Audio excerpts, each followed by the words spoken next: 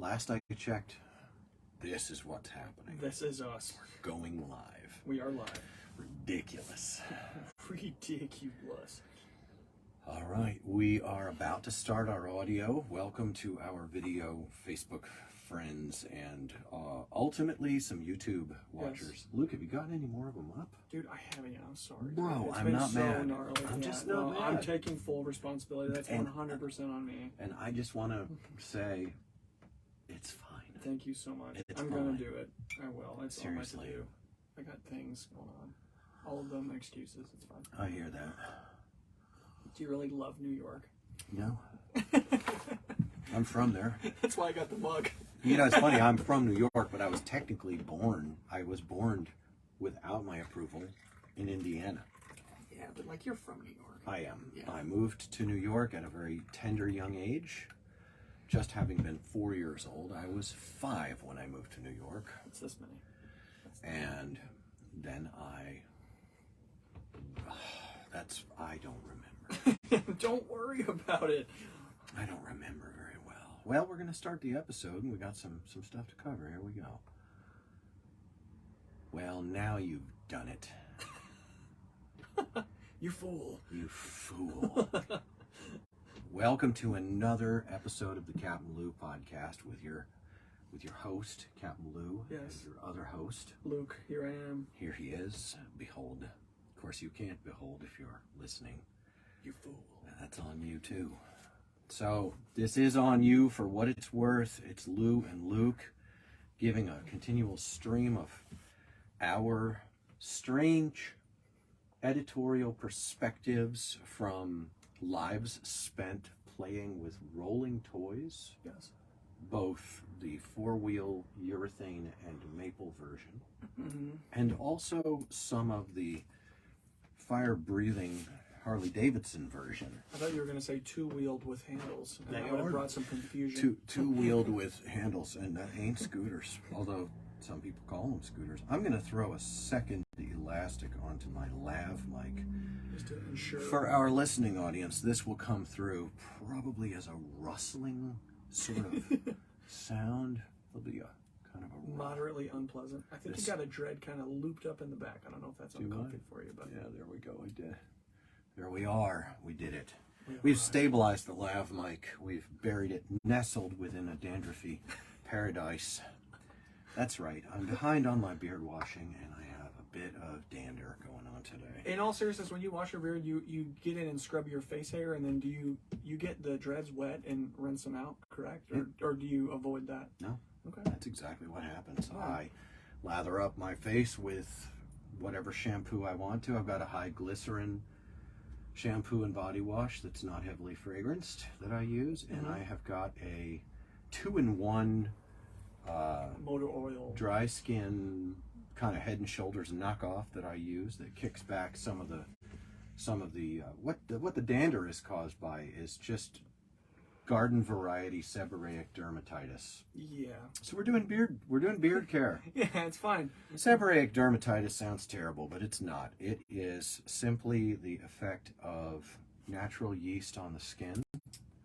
I'm going to do some tech stuff real quick here. I'm going to just turn off the Bluetooth on the recording.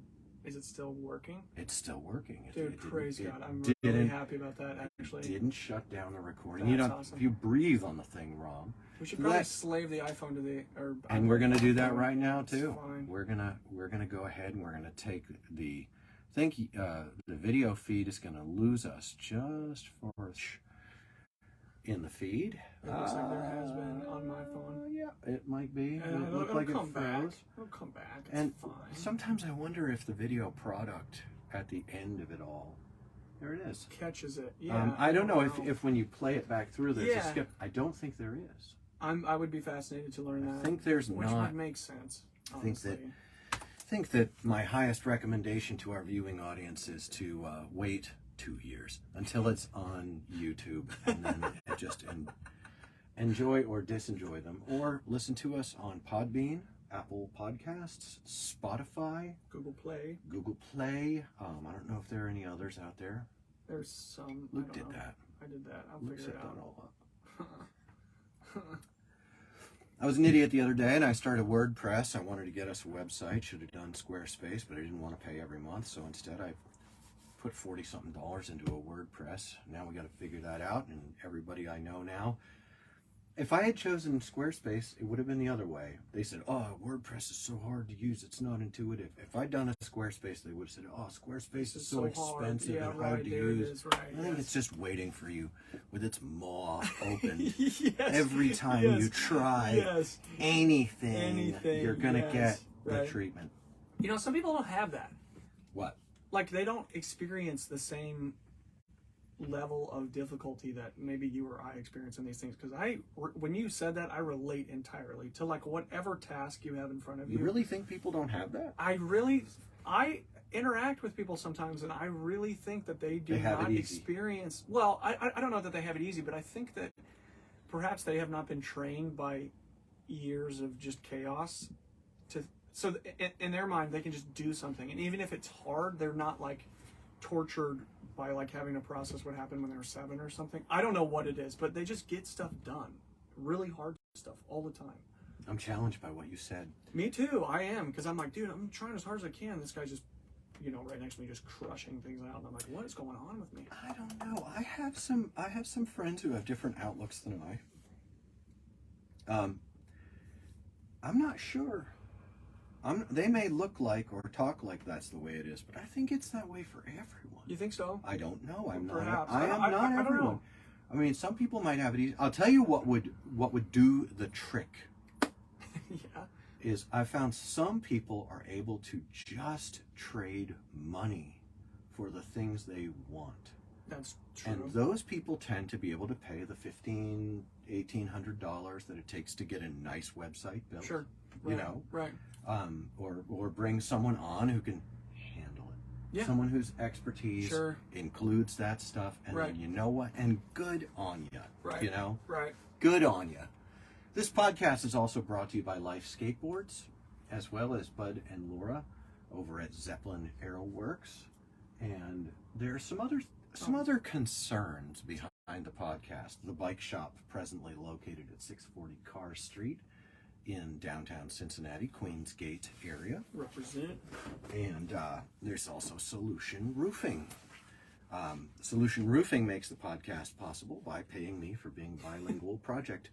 I'm a production manager, no longer just a project manager. I'm now working on ordering and coordinating the aspects of putting roofs on your houses, and having a blast over there with Solution. If your roof is pollution, we are not brought to you today by anyone that you work for, Luke. That's fine. That's fine. You would be in trouble if you even had a logo on. I don't know that I would, but I probably would. I think that's why you would. I throw the hat on backwards. Try to respect their rules, right. Their authority. But Luke works in surveying. I'm a surveyor. You're a project manager. I'm a project manager. It's a lot less surveying than it has been in the past. It's a lot more budgets and spreadsheets and people. Back in Colorado, you were traipsing around the highways. Dude, traipsing around the highways and the mountains. Honestly, I really, really enjoyed it. We did a job one time up in Estes Park, and all we were doing was walking a road and putting paint marks where they had to put delineators up. It's the most pleasant week I've ever had. Got to get those delineators up. Yeah, literally. Yes, indeed, you do. Yes, it's dumb, but they make you do it, so here we are.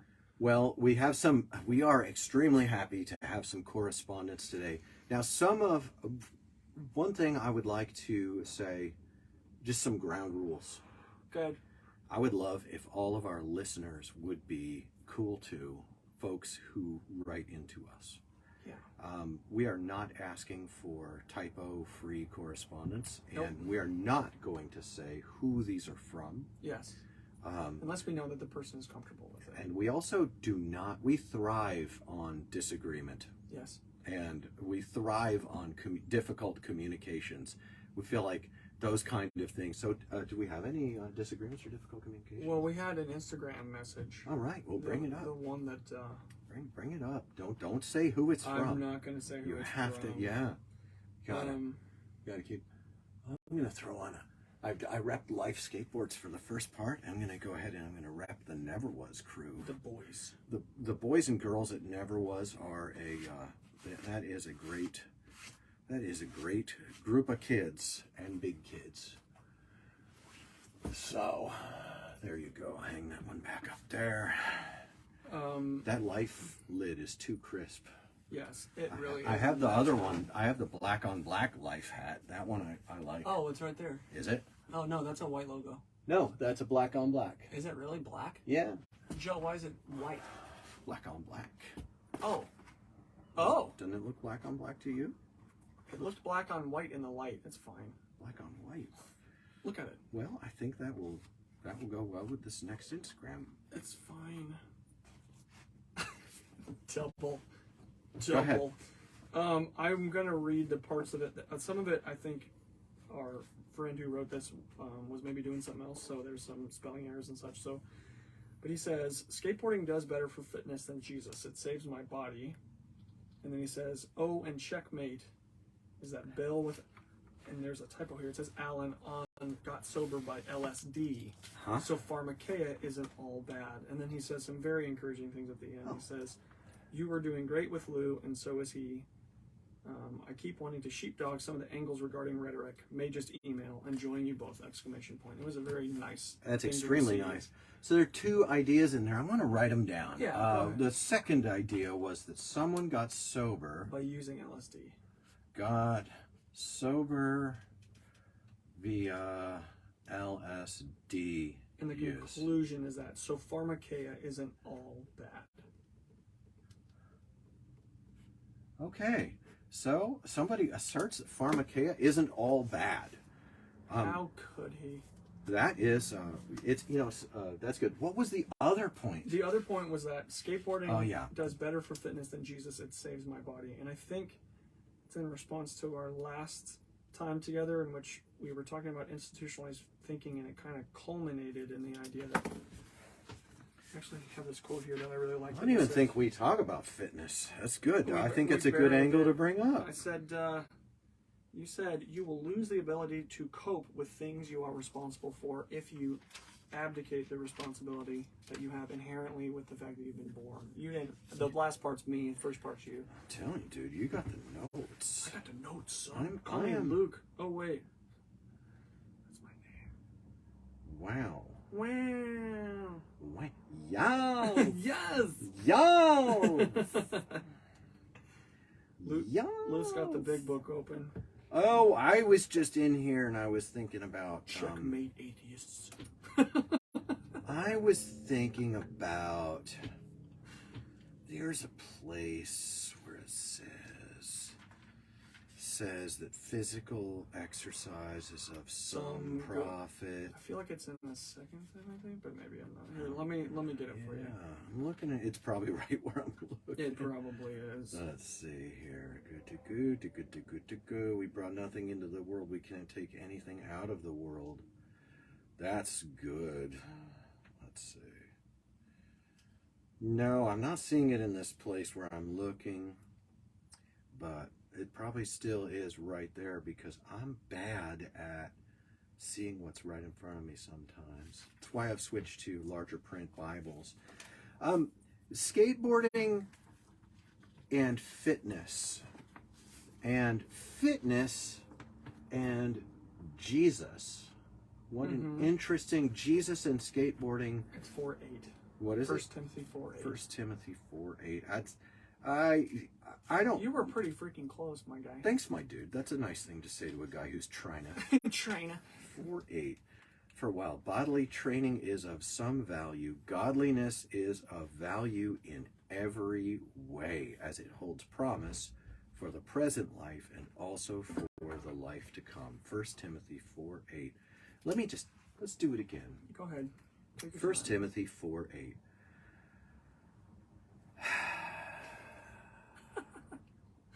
So I'll start at 7. Go ahead. It says, have nothing to do with irreverent, silly myths. Rather, train yourself for godliness. For while bodily training is of some value, godliness is of value in every way, as it holds promise for the present life and also for the life to come. So I don't know what a person means when they say Jesus in regard to fitness, but I tend to think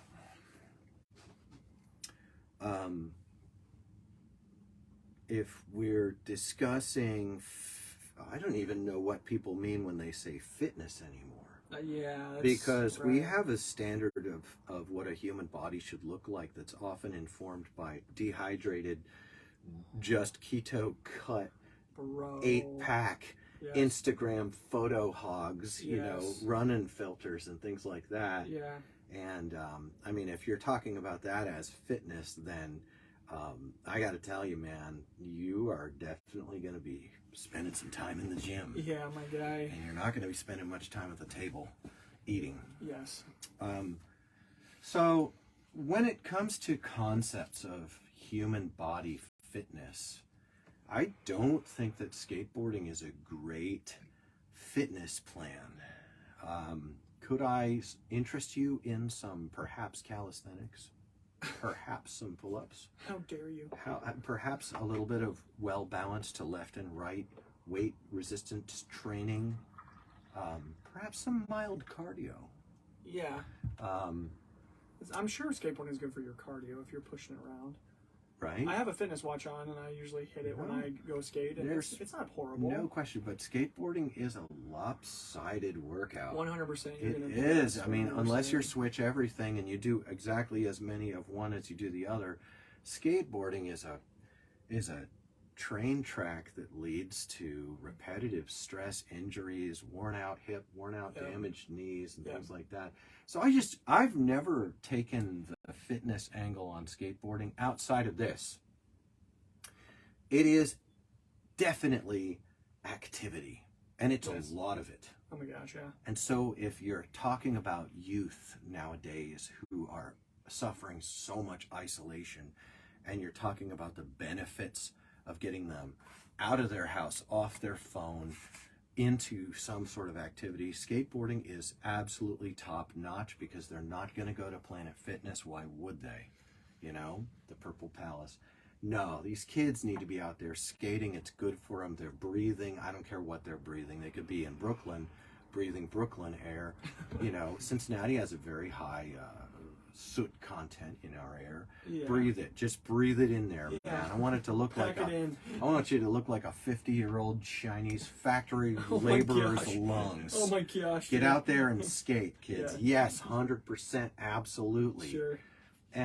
But the thing is that living godly, which is, I think it's just an open agenda. We have an idea of godliness, and it's not being perfect or being better than someone else. It's recognizing that we need mercy and we need the love of God, recognizing that Jesus came in history to show us that both of them are available to us, and then availing ourselves of that offer by becoming his disciples and walking with him. That's godliness. Godliness is when you devote yourself to following Jesus. And I gotta say something, man. The workout with Jesus, when you are serving others and when you are doing good works and things like that, is better than the Instagram six-pack offering that you're seeing. Yes. And I think that maybe the most fit a person can be is to stop thinking about our six-packs and our muscles and our Instagram feeds and start thinking about what a body is actually for. Yes. Bodies aren't for showing off. Bodies are for serving other people. That's why we have bodies. For just a short time as well. We are only alive about 70, 80 years. Sure. Someone's going to make it to 120, and they can come visit my grave and tell me, haha, you were wrong on April whatever, 4th. That's Is your birthday April 4th? No, I'm just wrong on April 4th. Oh, you were wrong because I was wrong about how old we lived. I know. Yeah. So this fitness one, I liked it. Good conversation. I think there's a bit more there. Saying that skateboarding is better for fitness than Jesus is a fine saying. I mean, who couldn't agree? But then we look at what fitness means, and we compare it to godliness. then we look at what godliness can lead you into. I mean, for example, let's say you do it. You buy the whole thing, you sell off all your possessions, and you go and you serve the poor in the world. Yeah. I have a feeling that you're not going to be on your way to couch lock diabetes. Yes. You know? Right. I have a feeling that the joy that comes from living a life with God probably will make you healthy as well. Maybe there's a fitness that comes from a love and joy-filled life that we don't really talk about a lot, because the therapy that Jesus offers us is the therapy for the guilt and power of sin in our lives. Yeah. The other benefits are not the main thing. Yeah. And also, following Jesus can be terribly detrimental to your health, especially if you fall in a country like, I don't know, North Korea Right. or China, certain Right. parts of India. Maybe if the grace of your faith in Jesus runs the wrong way, maybe Russia might not work too well. Yeah. Perhaps in rural South America, faith in Jesus might not go over super well with some of the revolutionary groups there that are militantly atheistic. Yeah. Certain parts of the Philippines, a huge part of the Arab-speaking world, and those are great places for Christians to go to die sharing the message that brings hope to mankind. So, but it's not a great place for them to go getting six-packs and having a great Instagram feed that tells other people, woohoo, come do what I'm doing, because look how fun it is. Because look how fun it is. How fun it is. You know what's interesting to me, so I work out like 3 times a week. I just got a home gym workout set used on Facebook Marketplace I'm pretty excited about, so I can be home. But my fitness journey is highly connected to my spirituality. And that was through some inner spiritual discipline. Like whenever I go to the gym, when I was going to the gym, I avoided going at times when there would be like a bunch of chicks there, or like I went super early in the morning with the rest of the psychopaths. And I also always wear a long sleeve at the gym because the gym is covered in mirrors, and I would purposely position myself in such a way where I'm not staring at myself in the mirror. So vanity and temptation to adultery. Yeah, all of those, like I hate the Antichrist. I'm just not down. But you're casting aspersions on some of the core marketing levers of American society, Look at me go, dude. Look at me go. But what's funny about going to the gym, I was trying to articulate this with a friend who's a total gym rat. I was like, there's something, when you go to the gym, you quickly realize how strong you are physically and how strong you are not physically. Because the question is very simple at the gym is, can you lift this object or pull this object in this way with this much weight? Without hurting myself. Oh. Just yes or no. You know what I mean? Yeah. And a lot of times for me, I'm a pretty weak dude. Like it was very much, no, I cannot. So you'd have to start small and build up, and there's a humility there. So, and very often when I'm at the gym, I'll have my big headphones on, and I'm either listening to the Bible on tape or a sermon, or a lot of times I'm just listening to like hammer worship music, all my Calvinistic hip-hop artists that I really like. And there have been many times where the physical weakness I feel, it is connected to the spiritual weakness that I feel. And I don't mean like weakness, like, oh, I'm sinning all the time. What I mean is I see Christ, like, I don't know, it's in my mind. Like I think about how weak I am physically, and then I think about before God how weak we are, and the fact that he loved us and came and died for us. And the two are really connected. So, but it's a tool, and you can use it improperly, and it's really easy. You will get swallowed up inside of the fitness journey. But it's with discipline, the two can be connected in a helpful way, or at least that's what I'm experiencing. Well, that's actually in this. It says, while bodily training is of some value. And it is. It helps with your endorphins and energy levels and all kinds of stuff. There is some value in bodily training, and there is some value in riding your skateboard. Right. And you do become fit when you ride your skateboard. It is a good it is a good workout. Right. It is good for kids and big kids. In the right place in life. Yeah, absolutely. Totally. Right. But godliness is worth way more 100%. And has value both in this world and in the coming age. Yes. That's that's good. Yeah. Especially like this, like not going when there are a lot of chicks there. Let's just clarify to our listeners, that's not because we're strong, ascended, holy, ascetic men. That's No. because we are exactly made of the same low stuff as everyone else. Right. The reason that we avoid those things is because we've learned that those things war against our soul. Yeah.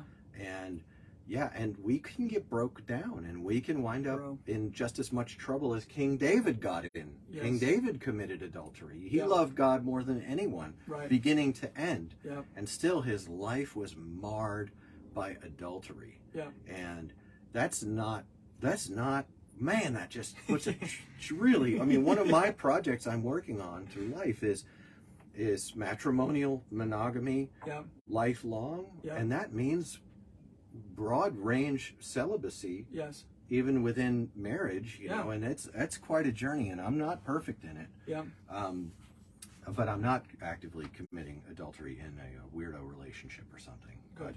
But there's always the temptation of pornography in our generation. We have these Babylonian magic mirrors that we carry around with us, and just if anyone out there is feeling badly about yourself because of things like this, we want to let you know you are right, and you are loved, and there is mercy and grace and transforming power in Jesus Christ. Like, that's definitely something we put out there. Yes. Let's talk about someone got sober via LSD use, therefore Pharmakeia. Not all Pharmakeia is wrong. Did I say it right? Yeah, I believe so, yeah. I think this is a really good point. Pharmakeia is a Greek word.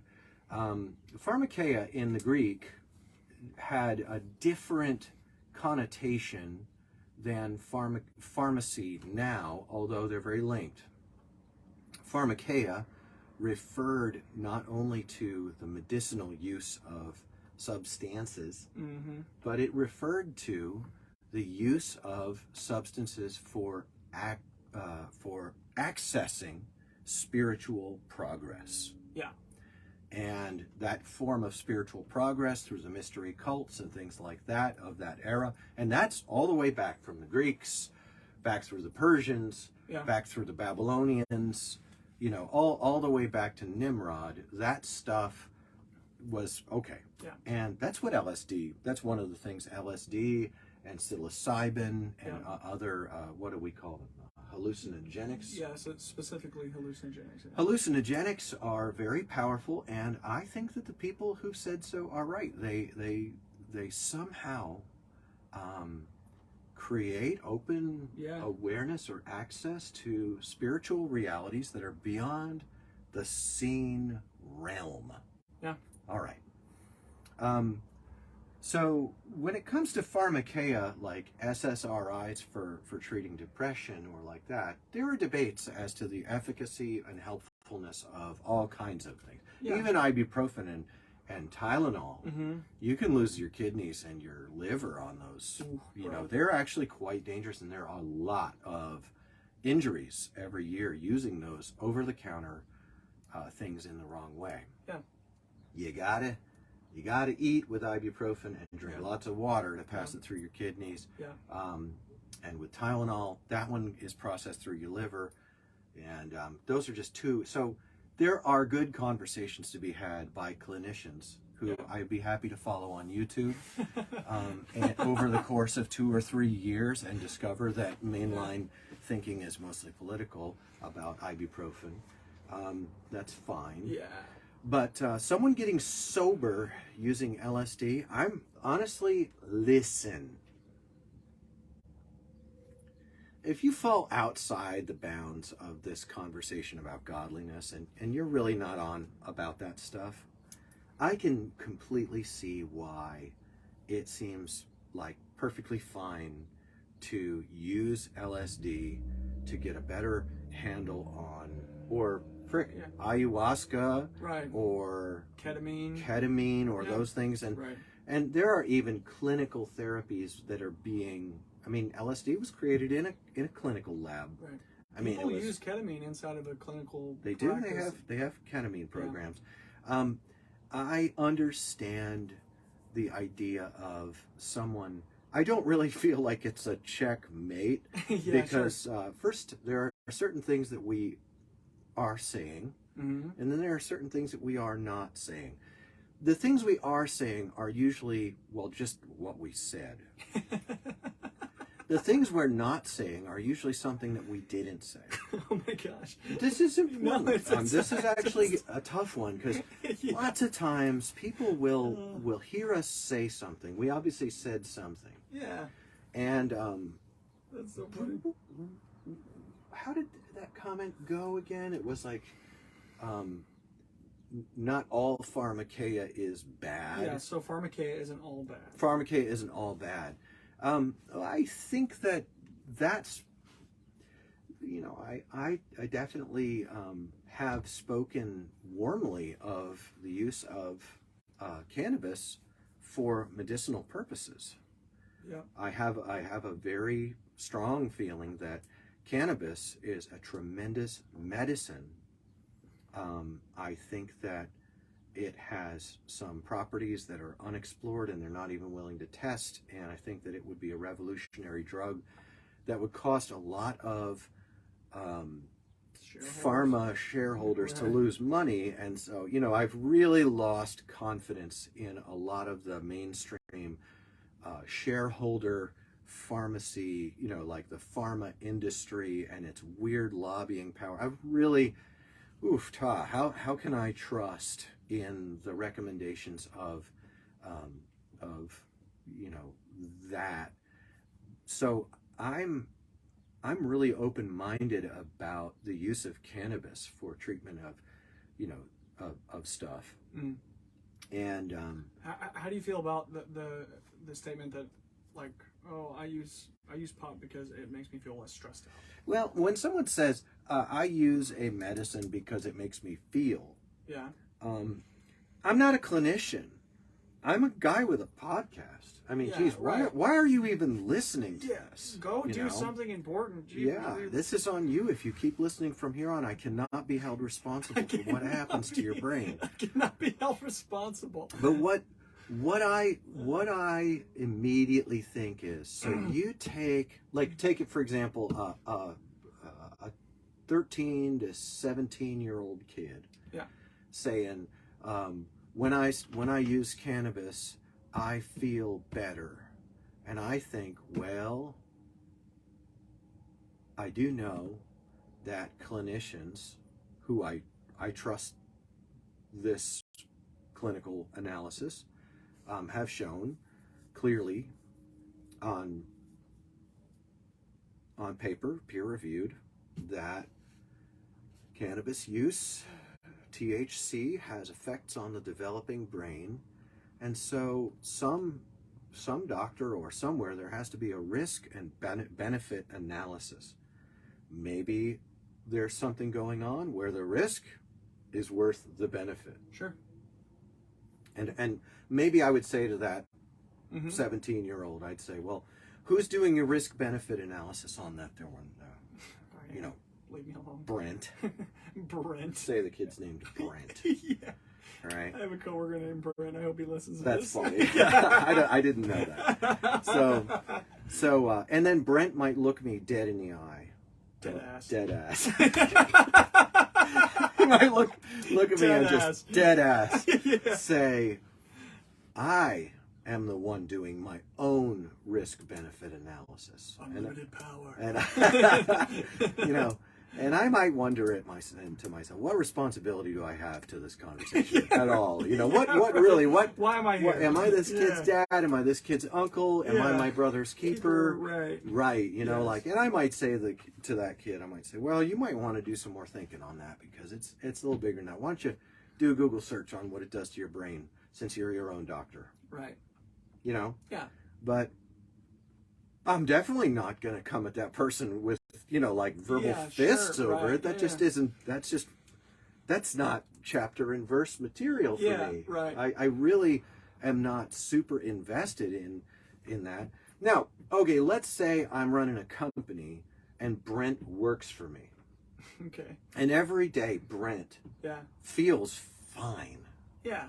As he exhibits inattention, lack of focus, which is what inattention it's fine. is. Go ahead. I got you. Yeah, and he, on road trips, he's risking my incarceration in states like Mississippi.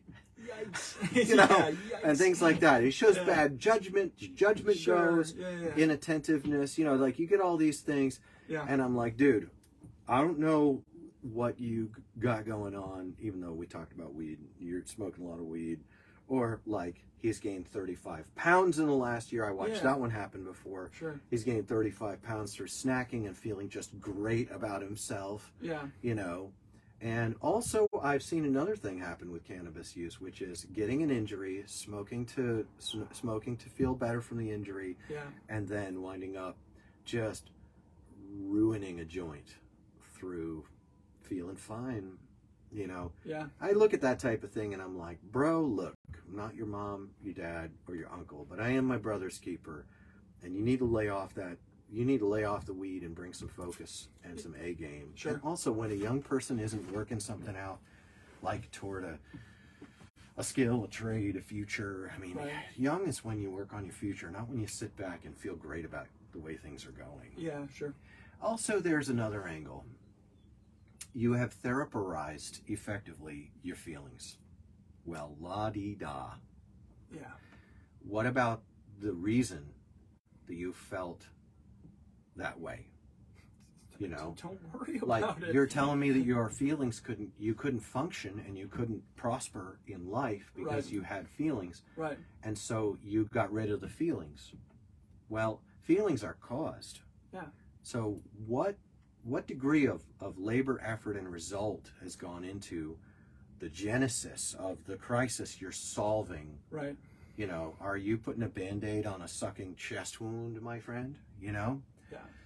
But no, I don't think that all Pharmakeia is bad. Right. I don't think that all Pharmakeia is bad, but I do think that if we're not going to consult clinicians and professionals in medicine who are fallible and have recently demonstrated incredible degrees of being bought and sold and lobbying and all this stuff, if we're not going to trust them, then we, at least ourselves, even young people, ought to proactively, I don't know, they ought to go in and say, I'm 17 years old, what's weed going to do to my brain development? Yeah. They can for themselves decide. And if they come out and they're like, no, I found a Harvard study from Mayo Clinic, from CDC just published a paper that says, well, that's a conversation. And that's what adults have about things. And I think 17 is an adult.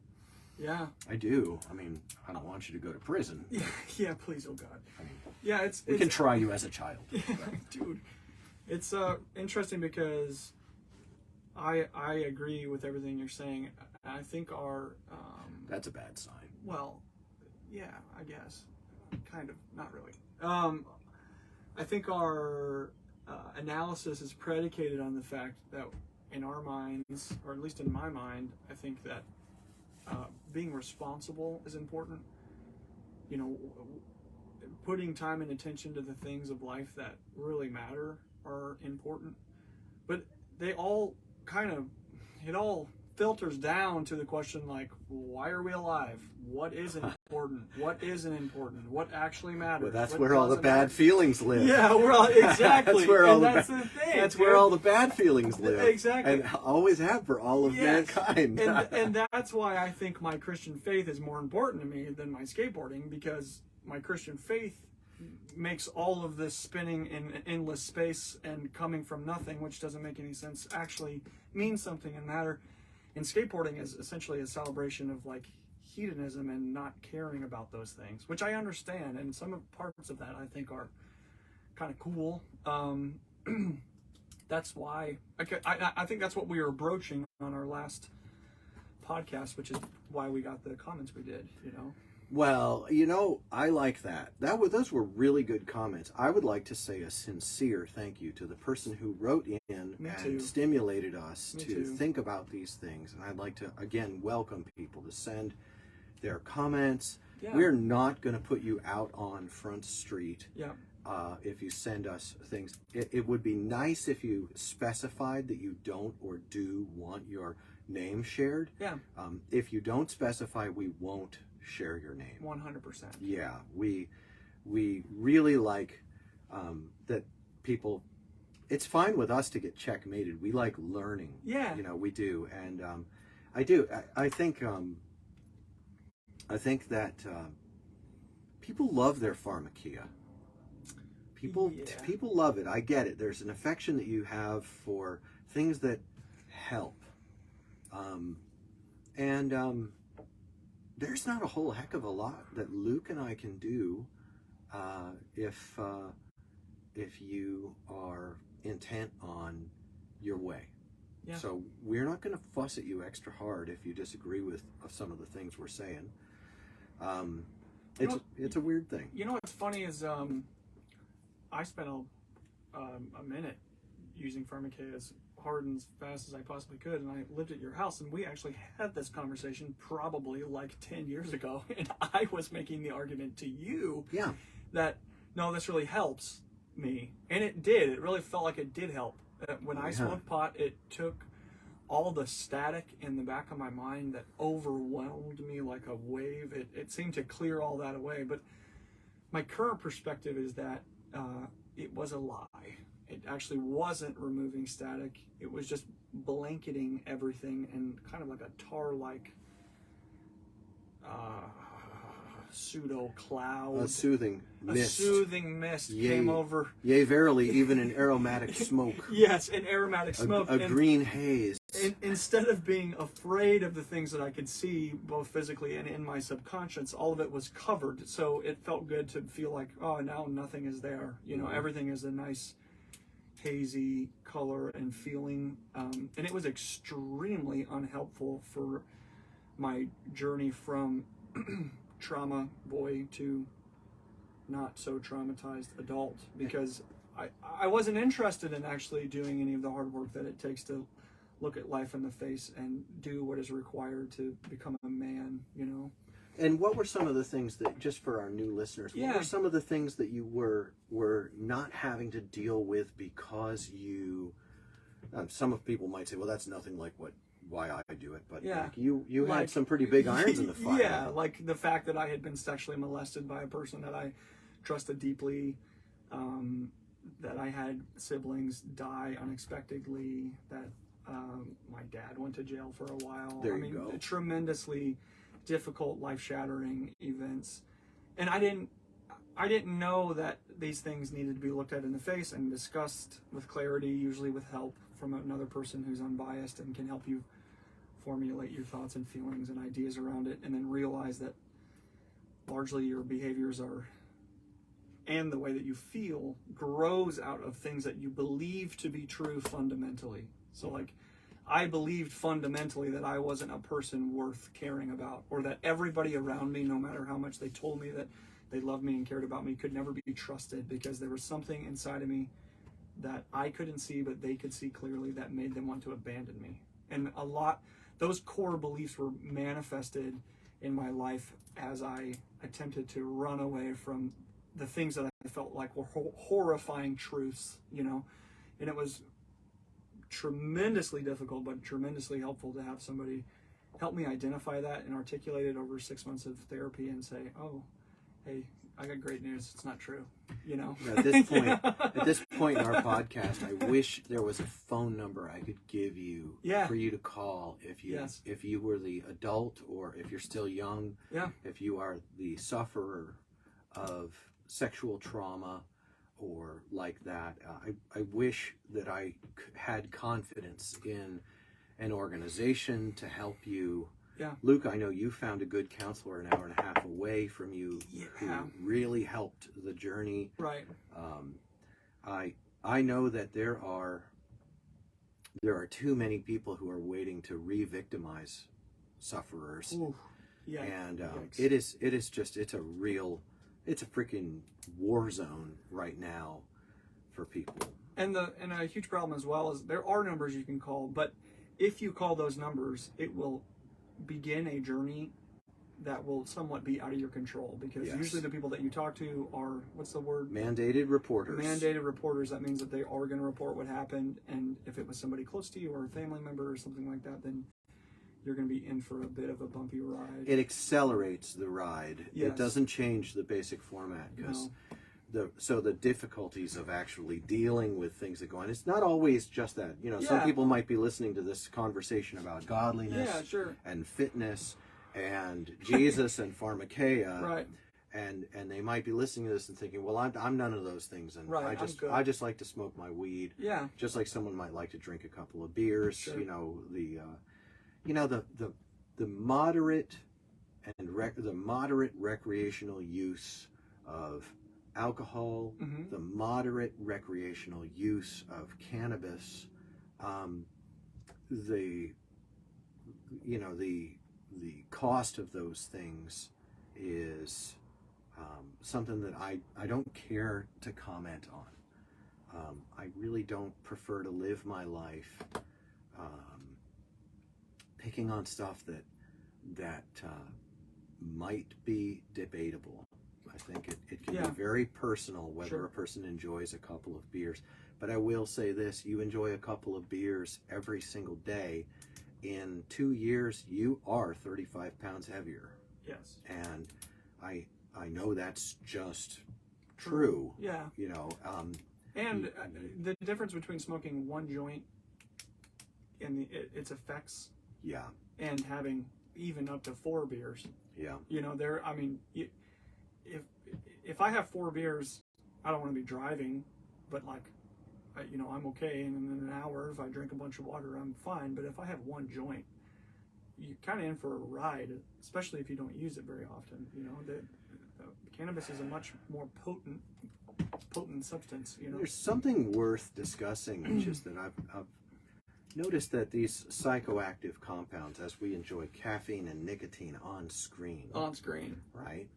These psychoactive compounds can change our way of thinking significantly. Yeah. And I don't have the qualifications to speculate on the risks and benefits of those things at this time. I'll let you know when I finish my master's and my PhD.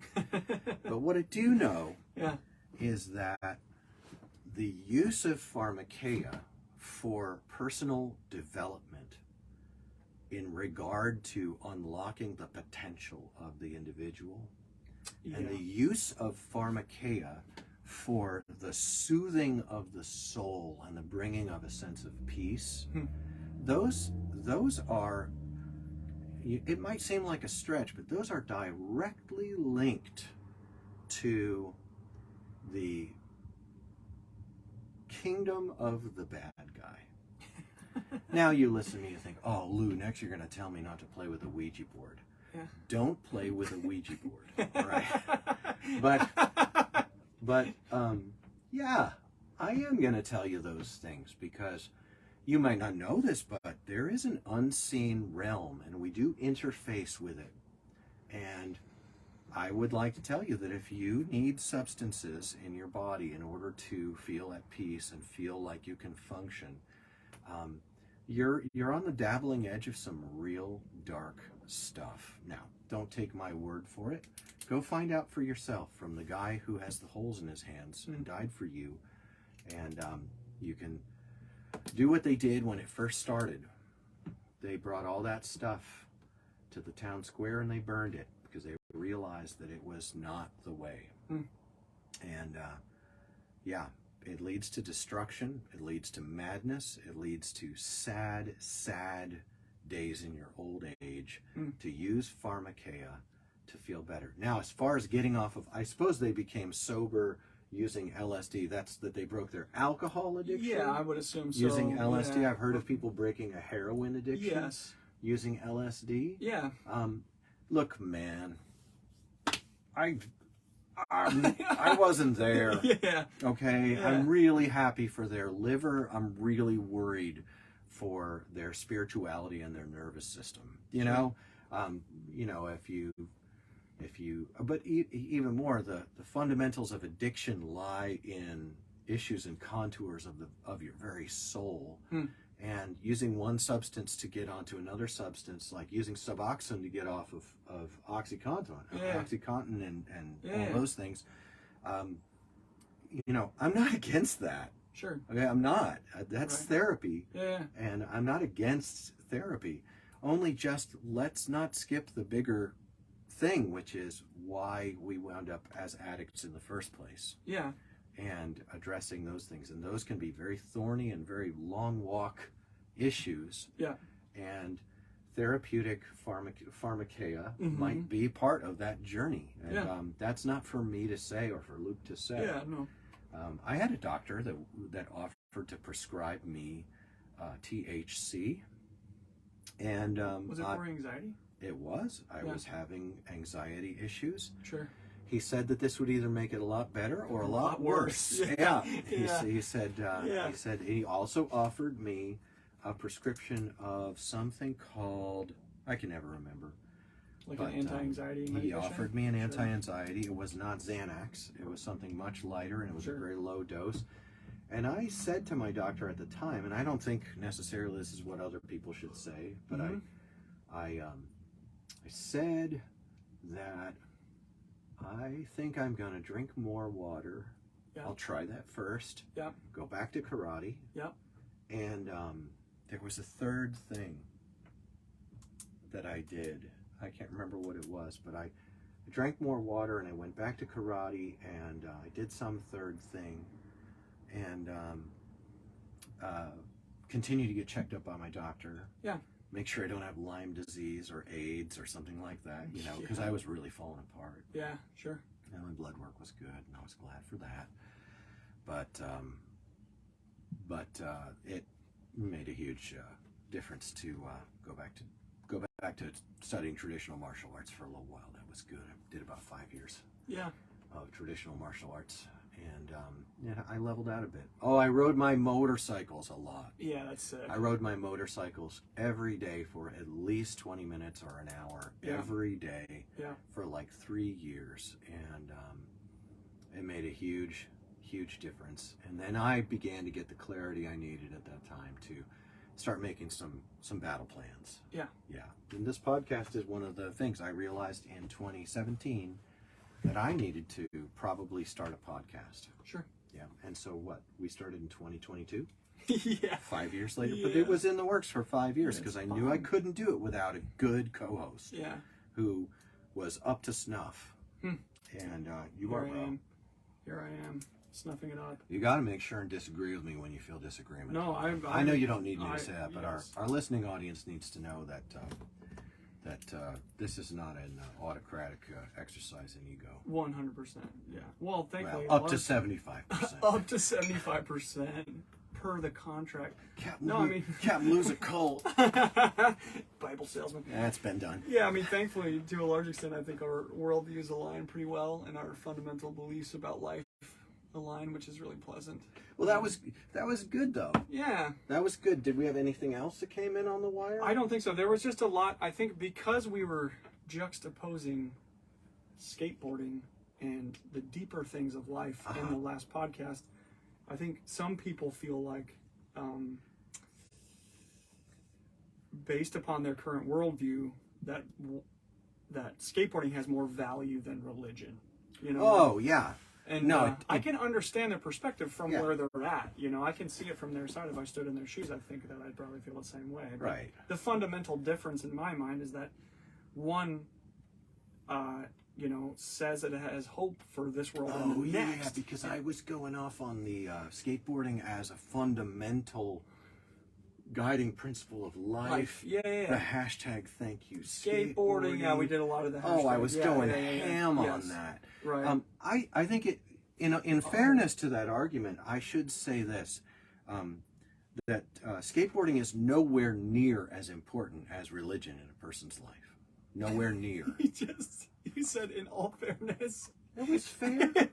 You know why it's fair? Agree with yourself. Because it's my podcast. It's mine. I make the rules. And this is on you. That's fair. Yes, you're the one who's listening. You said something really interesting last podcast at 1 hour, 13 minutes, and 30 seconds exactly. You said skateboarders are on a quest for validation. Oh, man. That's what I think we really were getting into. What a sad thing that is. Yes, that's right. Skateboarding is largely fueled by the inner need. And Mike Villalobos comments, he comments with affirmation that skateboarding has become a religion. Well, a lot of things have become, it's not a religion, okay? Religion, what even is the definition of a religion? I can, let's just look it up. I'll be Yeah, what Webster has because to I say. think that skateboarding hasn't necessarily, it has not necessarily become a religion, but people are using it for things that religion is for. Yes. They're using it as an organizing principle for practice and community. They're using it as a justifying measure for whether something has or hasn't got value, you know, and they do at times. Yeah, it does. It depends on who you talk to. Great comment, Mike Villalobos. Might be. And this is not like at all meant in a monolithic sense. Like, we're not speaking globally about all skateboarders, but there's a thing that's kind of waiting to grab you, and it is that skateboarding is offering you a certain kind of affirmation. Yeah. And that affirmation is fine, because I think it is a remarkable thing that you have accomplished a cool trick on your skateboard. But its worth is not, you know, it's like there's not the worth of doing that trick. That's gotten blown out of proportion. Right. At the very least, it's extremely ethereal. So what's a religion? So the first, just really quick, there's 3 definitions here. They ascend, the top being the, you know, most commonly understood. Yeah, and then kind of rolling down. So religion, the belief in and worship of a superhuman power or powers, especially a god or gods. Then you have a particular system of faith and worship. And then you have a pursuit or interest to which someone ascribes supreme importance. Oh, okay. So the first one, Dude, hold on, just really quick. Okay, go ahead. Yeah. I have the origin of the word. This is fascinating. Latin, it comes from being tied back. To bind. To be bound. Dude, that's, of course Religio, you knew that. Wow. religare means to tie or bind back. Obligation, bond, reverence. Obligation, bond, reverence. Wow. Right. So the first definition, Luke, keep it up, because the first one has to do with a supreme being or a god. Yes. The second one has largely to do with a system of belief and interpretation of purpose. Yeah. But the third one is... A particular system of faith and worship is the second one. A particular system of faith and worship. Oh, okay. Faith and worship. Yeah. I guess that means singing songs and eating little tiny pieces of bread. I don't know. Usually they come in a little thing. Yeah. Right. And what's the third one? A pursuit or interest to which someone ascribes supreme importance. A pursuit or interest that are of supreme importance. Yes.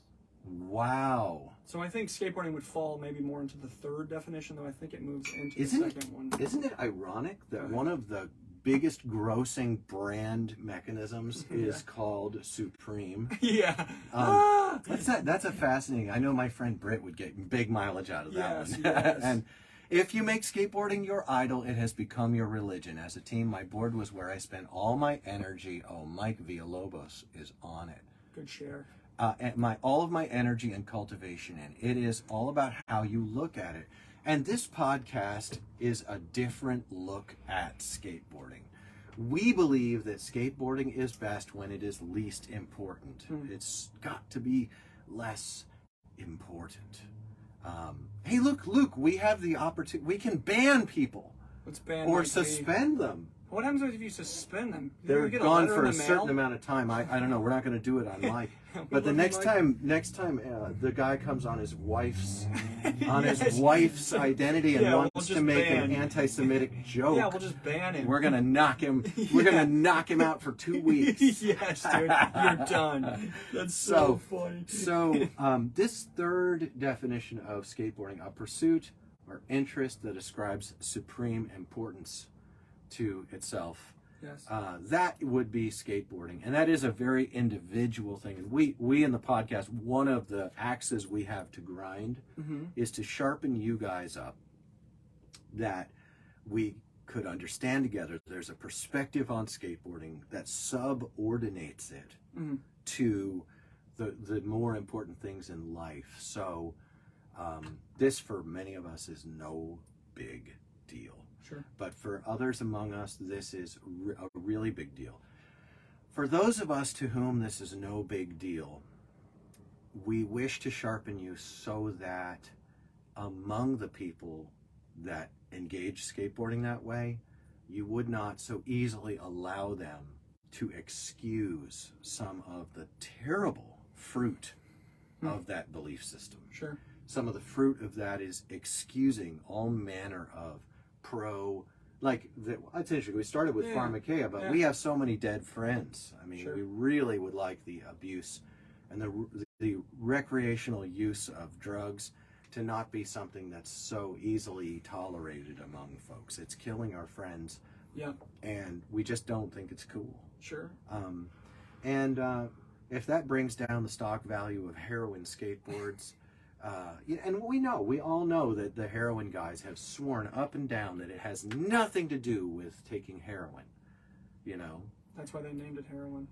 Exactly, Luke.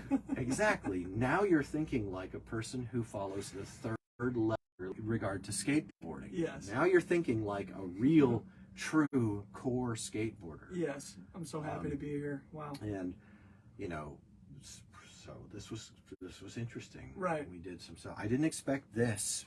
Well, it's interesting to me. So when I think about these ideas, and I think about talking to another person about these ideas, which is what we're doing. Sometimes I come to this point where I reach a bit of an impasse with myself, because the way that you look at life and the different values that you have are based upon your worldview, and like the way that you interact and see, the meaning and purpose inside the world. So we have a specific one based in Christianity, in the book, in the Son of God, which I stand by and I affirm totally, and I appeal to all who are here to check it out because it's badass. But I think about other people who don't share that same worldview, and to them, to some degree, their argument is just as valid because they don't share the worldview, because we're standing on two different foundations. You know what I mean? So it's hard to know what you mean. Well, it actually is. It's like it's sort of split. Yeah, that's the thing that's I'm why saying. We talk about it. Yeah, it's split. So like if I talk to a person and in their mind they think skateboarding is the most important thing about being alive, right? I can't necessarily look at that and say, I can say that you're wrong, but you're only wrong in my IMHO. You know what I mean? In my humble opinion, because we're not standing on the same basis of truth. You know what I mean? We're talking two different languages because our foundation that we're built on are different in nature. But what's interesting, I would just tell them, get a job, you filthy hippie. Yeah, you on your unemployment stick. What's interesting though is if you look at the fruit of each one, you can begin to make it a valid argument to a person who doesn't have the same opinion as you based upon similarly held morals. Like you can say, do you think it's good that people die of drug overdoses? And everybody usually is going to say, no, that's horrible. Right. Like, well, there is an aspect of making skateboarding a religion where it opens up the door even wider for that to happen by the glorification of drug use and that's part of it. And things of that nature. So that's interesting. It's troubled. Yeah, it is. And I'm trying to figure out how to articulate the thought because it's a little bit complex in my brain. Well, let's explore something. Go ahead. All right. Well, we're podcasting to you live from America. Go ahead. All right. It's true. So America is a funny one because we have founding fathers and documents, and we have old grizzled old white men who made decisions in the past that gave us our founding documents. And, and they established a society here, theoretically, if we can keep it. And we can't. Yeah. But they established a society that, in the documents, I mean, we've never lived up to this. All right. The founding writers, they wanted slavery abolished, but they couldn't get enough states together to beat the English if they went against slavery. So they were like, all right, slavery for another couple hundred years, you know, or it was only 100 more years, you know, less than 80 years later. Right. The principles they laid down, as well as the Christian doctrine in our country, destroyed slavery. Kinda. Yeah, all right. We shifted our slavery. First, we exported all our labor to countries that would do all the slavery for us. There we go. We were happy enough to do that. Right. And now we have an ocean of chattel slavery coming both across the border and in foreign countries through our foreign policy. It's a mess. Yes. It's an absolute mess. Right. But we have a society here that does not require assent to any particular religion or system of faith. Sure. Yeah. So within that framework, we can only make assertions as opinions as to what we see are good things. And when it comes to how important is your skateboarding life, our opinion is that it's really not very. Sure. Now, that might really be. Now, I know a person who has got an amazing set of sponsorships in skateboarding. Sure. And this person is enjoying a meteoric rise in the world of the particular discipline of skateboarding in which they're involved. Yeah. And it's a sight to see. Sure. And I'm very happy for them. Yeah. And in their life, skateboarding ranks as high to them as my work in roofing installation ranks to me. Sure. It's their occupation. It's their profession. Yeah. It's their chosen field of expertise. Yeah. And they're doing good with it. Sure.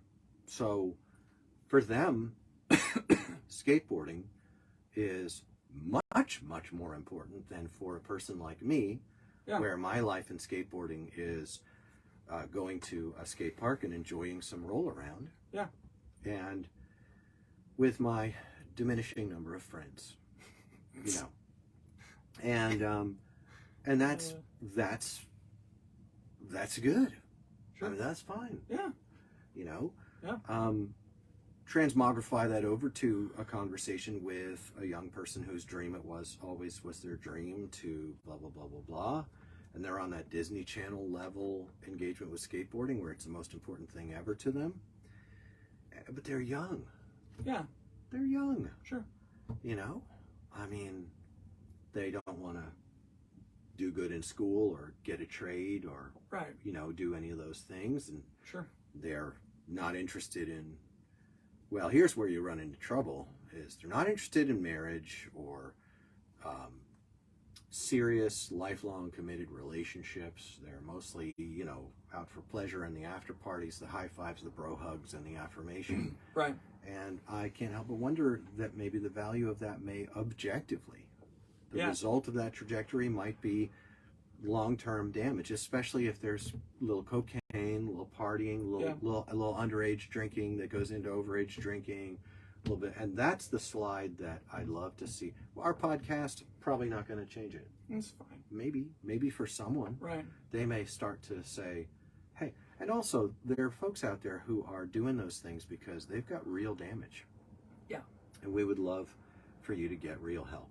Yeah. And there's help that's real help, and there's help that's not real help. Yeah. And something that skips the process of therapizing an issue and brings you into a feeling of accomplished therapy. Yeah. It's a false therapy. Yeah. Something that doesn't address the cause, but only the symptoms is a false therapy. Yes.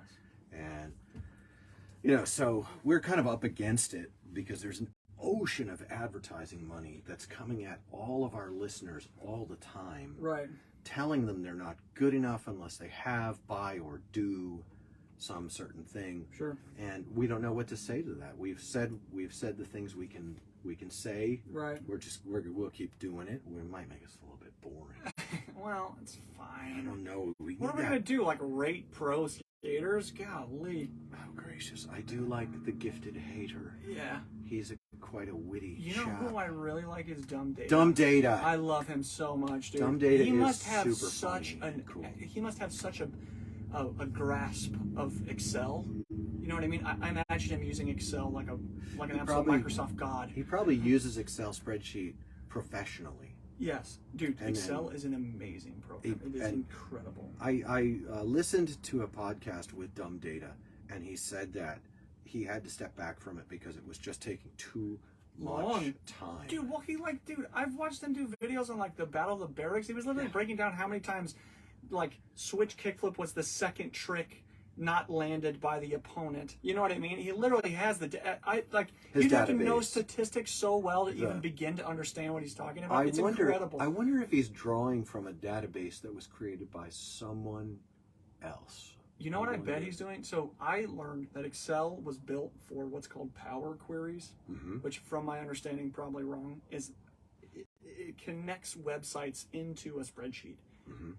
I don't know how it works. I just know that that's what it does. So I wonder if he has a way to... The data would have to already have been collated in some organized format. Yeah. Do you think he's really watching every single Battle of the Barracks video? I can't imagine he's actually doing the data collection on the Battle of the Barracks. If I want to know that. They didn't ask him that in the interview. I would interview him so quick. I want to give him a hug right now. He's so cool. Yeah, Dumb Data. Just we high love fives, it. We're big fans of your work, and we think it's cool. Gifted Hater, I think is super good. I think that his take on things, I mean, he also has a high intelligence take on things. Yes. Thrash Talking. I haven't watched a whole bunch of his Thrash Talking is more Instagram. He's a bit more lowbrow, little cheap shots, punching up. Yes. He capitalizes on drama in a little more savage, lowbrow way. Yeah. There's a place for that.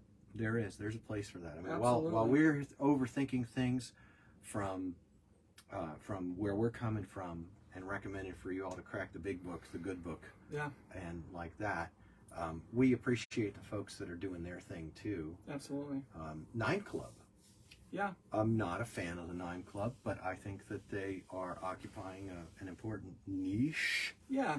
I mean, they put out entertaining episodes to watch. Like, if you want to know what a pro skater's like, you could sit and watch. Well, yes. And I think it's good that the Nine Club mostly softballs and lets the positive aspect fly. Which is fine. I think that's fine. I think it's... then you've got also... you've got these kind of two... They were sort of brothers in the media sphere. You've got Braille. Yes. And you've got Revive. Yes. And I feel like Braille has like really buckled down in the last year or two. Yeah. On trying to make content. We shouldn't fail to mention Ben DeGrosse. Oh yeah. Ben is a wonderfully polite Canadian overthinker, and it is I don't know, I think it's kind of good. I don't prefer expressing an expert style opinion without information. I find that's one of the weaknesses of Ben's media. Sure.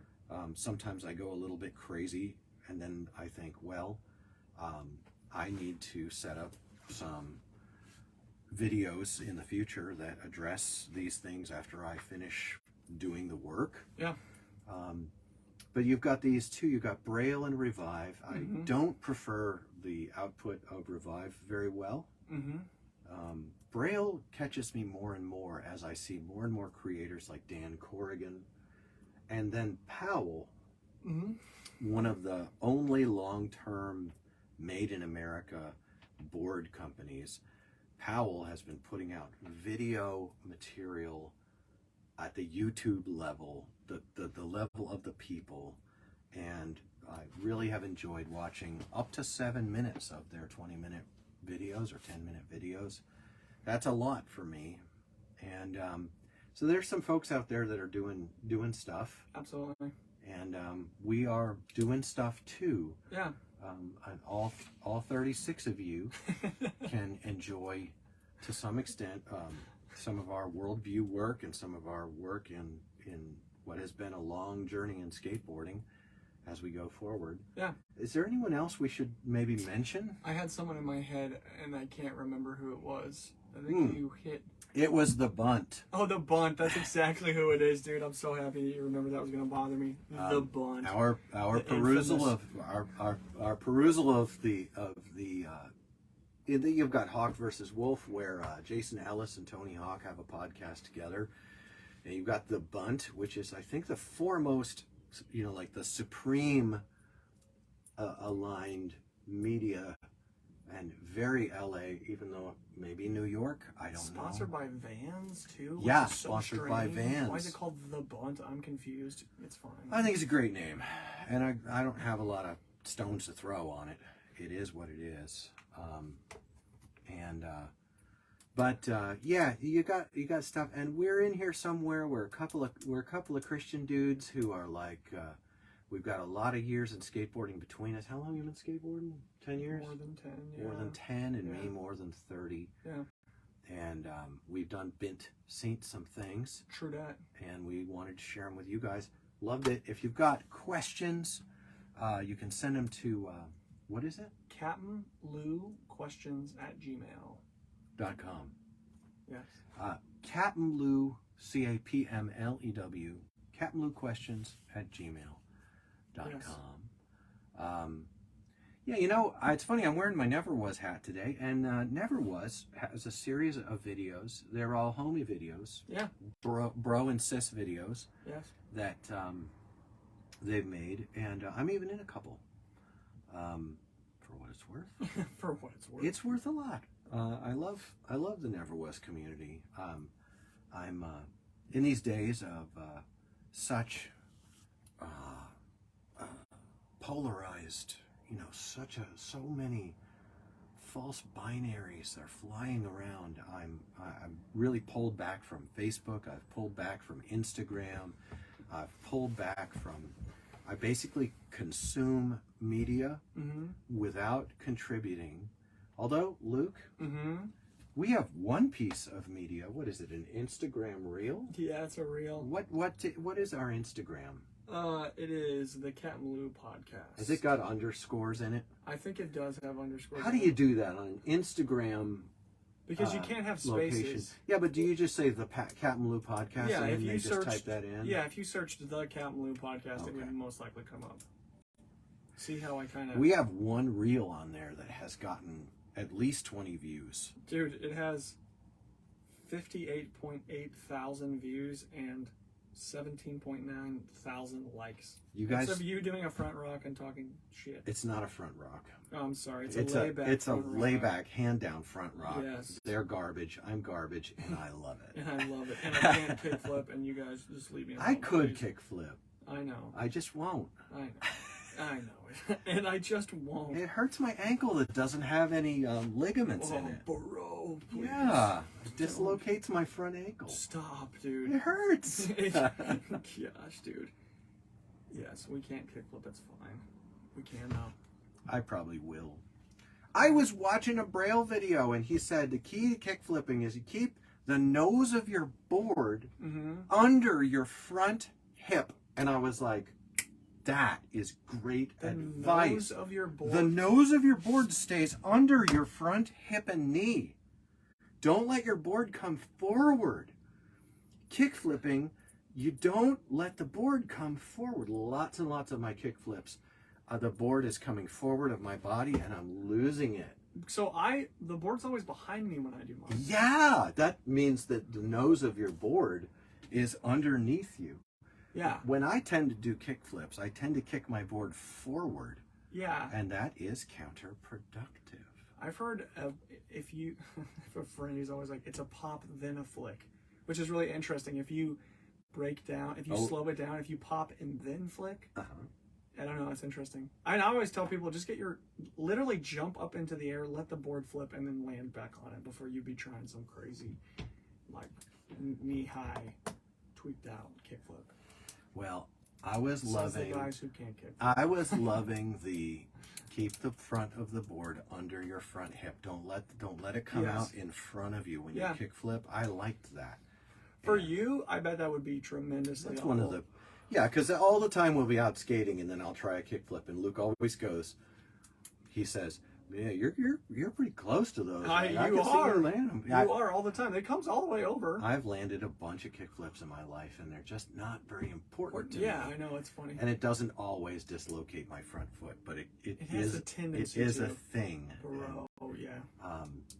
But that's fun. It's That's fine. fun. We really ought to go skate soon. We will be skating soon. And the nice weather is upon us, which means I'll be roofing a lot of days. But some roofs are done early in the day. Yeah.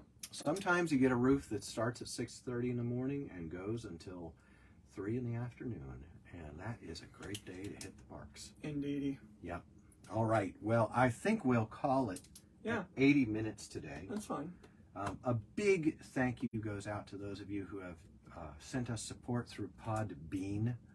And again, a big thank you to Life Skateboards, the boards we ride, and to Bud and Laura at Zeppelin Aero Works. Happy to be part of whatever it is you guys are doing. It's all looking really fun. And a big thank you to the bike shop at 640 Car in Queensgate neighborhood of downtown Cincinnati, just off downtown. And also Solution Roofing. If your roof is pollution, we got your solution today. Yeah. So there's those. And again, CapmLew questions at gmail.com. We love the correspondence. We love it. We're bored to tears over here. Yes. And somebody write us something. I feel like, you can find us on Apple, Spotify, Google Play. You got some other options out there. YouTube. I'm behind on uploading videos, but 1 through probably 48 are on there. So. Well, we're only at 53. You're only like 5 behind. Yeah, I'm not super That's far nothing, behind. dude. I'm not super far. And when I get into it, it doesn't take me that long. I've just been painting rooms and moving things. We have the CapmLew podcast on Instagram. Yes. And we've got, do we have a Tik-Tok? We have a Tik-Tok. It's the CapmLew podcast on the Tik-Tok. It's just that easy, friends. It's just that easy. Well, for those of you who listened, thank you so much. It was a lightweight day today. We will be back with some interesting, heavy stuff for you next time. And I don't know, it was cool that we had correspondence. Yeah, I love it when we get, and I also love it, man. All you guys are so nice when you correspond. Well, they are like, "Thank you guys, it's awesome. I love listening." There's like 2 of them. It's sick. I think that's a sign of major failure. Major failure. Yeah, we need somebody to like give us like a really angry email. 1-star nice. Google review. Yeah, let's hit it, dog. Yes. Just kill me. Absolutely. Please destroy. Yeah, please destroy. All right, friends. Thanks for listening. We're going to hang on with our Facebook and YouTube presence for just a few more minutes. So thanks for listening today. Remember, this is on you. This is on you. For what it's worth. Laters. All right, so we finished an audio, and it's 7 o'clock at night. It's insane, dude. Yeah, these are interesting days. It's indeed. Yeah. I'm just looking at our YouTube. We've got a roof in the morning. Dude. Yeah, I've got a roof in the morning, and that's just fine. I gotta figure out proposals and change orders and stuff. I have a lot of logistics to work on. We've got some very complicated roofs coming up. Yeah. Gutter deletes on some of these old box gutters. We've got slate removals. Ooh. That's a partial installation on a gutter delete. We do a partial installation with underlay and ice and water. Yep. And then we have our delete guys come through and they build a second pitch and then they weave in the shingles to the rest of the roof. Dude. But this one's got a bay. It's got a second story. It's a 2-story and it's got a bay window on both stories. Dude. So it's got a dormer. It's like 3 sides. Okay. And it's done in metal. Ugh. And so that gutter delete, it has box gutter around it. And how we do the gutter delete around that is going to be up to our guys. And so I've got to first start with the roofer, and then I've got to go to our specialty guys who are they're gonna get real good pay on this. Yes. And then they're going to talk us through how they're going to do that, and our roofer's going to do the partial install. Then our they're not just repair, they're our specialty guys. Yep. They're going to come in and do that part. It is going to be exciting. It's going to be a lot of comms. Like there will be a lot of communications involved. Yes. Yes. So, what was this, episode 53? Let me look.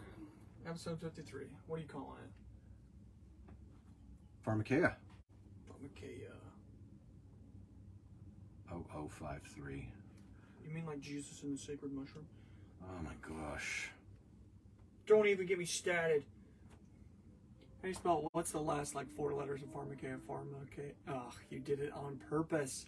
I just hit save, do it. It's a transliteration. It's a transliteration of Koine Greek. That's Koine. Koine. Koine. That's the people's Greek. It's not even High Greek, bro. It's not even High Greek. Jesus quoted the Septuagint. I'm just saying. I'm just agreeing. Yeah, the Bible is historically accurate beyond reasonable doubt. The text of the Holy Scripture is beyond any threshold of skepticism. 100%. 100%. It's 100%. crazy. It was not a telephone game. No, do not listen to As I've said, the Bible is like, okay, you got a 1,000-piece jigsaw puzzle, right? And you have 1,000 other 1,000-piece jigsaw puzzles partially completed, and you're checking 1,010 other jigsaw puzzle pieces, and you're checking your complete 1,000 puzzle piece with the other 1,010 puzzle piece or puzzles, and you're just looking at the overlaps, and you're finding out that this matches up incredibly. No telephone game. You've got different groups that were translating the scripture that were separated by 300 years each, and at the end they match. Yeah. That's never happened in ancient history. No. If you believe in the existence of Julius Caesar, then you will definitely yield to the evidences of the resurrection of Jesus. Right. I'm not even sorry I said it. Now you have to deal with it, son. It's on you. Evidence demands a verdict. It does. All right, friends. We'll catch you on the flip side. Later. For what it's worth.